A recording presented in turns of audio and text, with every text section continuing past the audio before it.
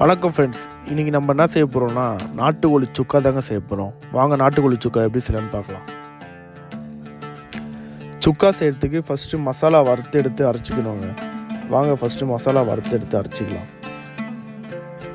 மசாலா வறுக்க ஒரு பாத்திரம் எடுத்து வச்சுக்கோங்க. அதில் 7 வரமிளகா, 2 டேபிள் ஸ்பூன் முழு தனியா, 3 ஏலக்காய், ஒரு பட்டை, 5 லவங்கம், சோம்பு, சீரகம், மிளகு இது எல்லாம் ஒரு டேபிள் ஸ்பூன் சேர்த்து, கடைசியாக ஒரு கைப்பிடி கருவேப்பிலை சேர்த்து எல்லாமே நல்லா பொன்னிறமாக வதக்கி அம்மிக்கல்ல அரைச்சி எடுத்துக்கலாங்க.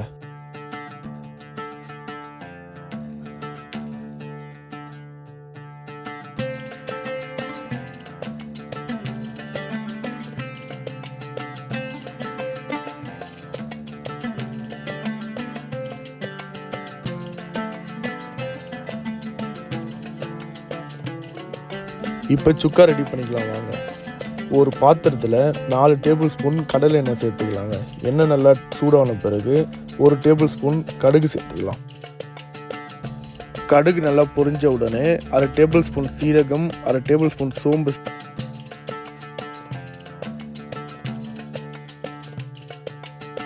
எடுத்து கட் பண்ணி வச்சிருந்த 2 பெரிய வெங்காயம் சேர்த்துக்கலாங்க.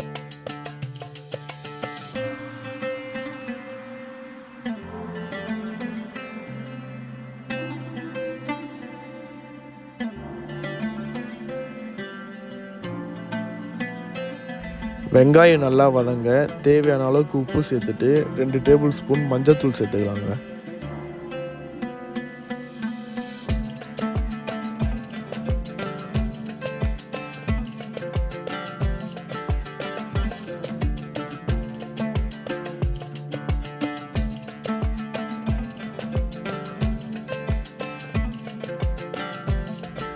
கட் பண்ணி எடுத்து வச்சிருந்த 3 தக்காளி சேர்த்துக்கலாங்க.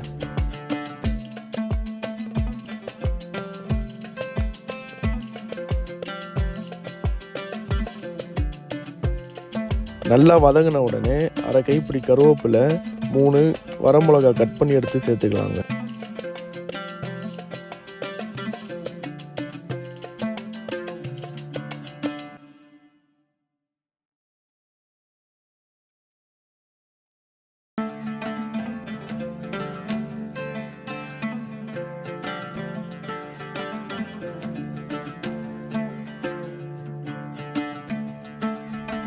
வெறும் மிளகாத்தூள் 2 டேபிள் ஸ்பூன், மல்லித்தூள் 1 table spoon, garam masala 1 table spoon இதெல்லாம் போட்டு நல்லா வதக்கிக்கலாங்க.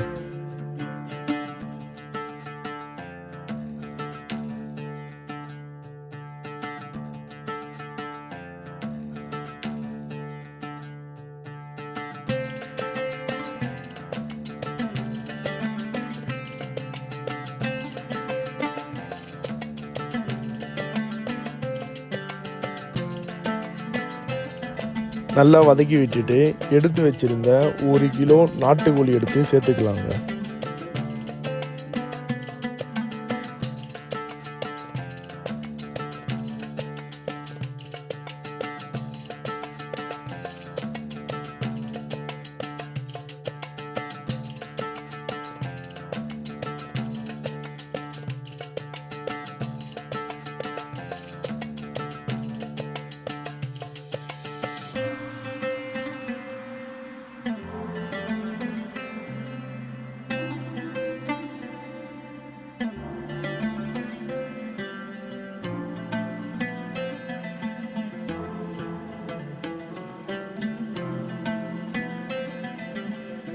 கறியை நல்லா மசாலா கூட வதக்கி விட்டுட்டு 1/2 கப் தண்ணி சேர்த்துக்கலாங்க.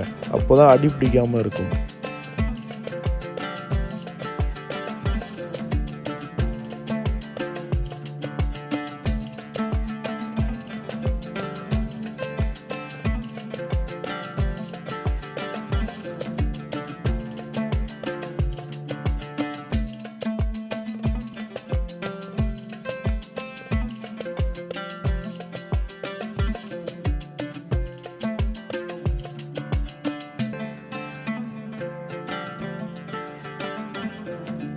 சுக்காவை நல்லா சிம்மில் வச்சு வதக்கி விட்டுட்டு எடுத்து நசுக்கி வச்சுருந்த 20 பல் பூண்டு சேர்த்துக்கலாங்க.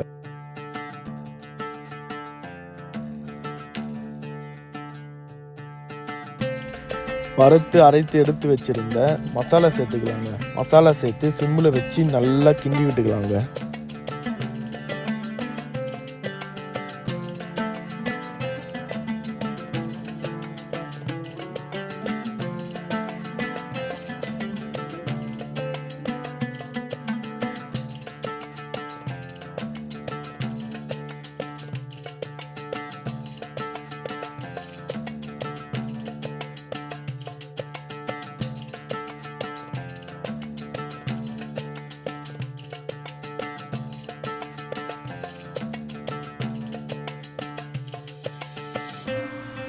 கறி நல்லா வெந்த உடனே ஒரு கைப்பிடி கொத்தமல்லி போட்டு இறக்கிக்கலாங்க.